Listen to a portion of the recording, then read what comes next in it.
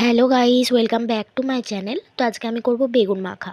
বেগুনটাকে আমি কেটে নিয়েছি। এবার বেগুন মাখার জন্য যা যা লাগবে, পেঁয়াজ, কাঁচা লঙ্কা, ধনেপাতা সব কেটে নিয়েছি। তো এইদিকে আমি বেগুনটাকে ধুয়ে বেগুনে নুন আর হলুদ দিয়ে দিয়েছি। তো বেগুনটাকে এবার মাখিয়ে নেব। তো এদিকে মাখানো হয়ে গেছে। ওইদিকে আমি কড়াই তেলও দিয়ে দিয়েছি, তেলটা গরমও হয়ে এসেছে। এবার বেগুনগুলোকে আমি ছেড়ে দেবো। তো বেগুনগুলো ততক্ষণ ভাজা হোক।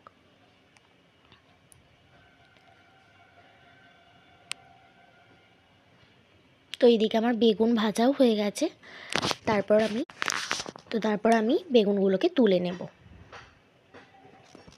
বেগুনগুলো তুলে নিয়েছি। এবার বেগুনের মধ্যে পেঁয়াজ, কাঁচা লঙ্কা, ধনেপাতা সব দিয়ে একটু বিট লবণও দিয়ে দিয়েছি। তো তারপর আমি বেগুনটাকে ভালোভাবে মেখে নেব। তো এদিকে আমার মাখাও হয়ে গেছে। দেখো বন্ধুরা, কেমন লাগছে বলবে।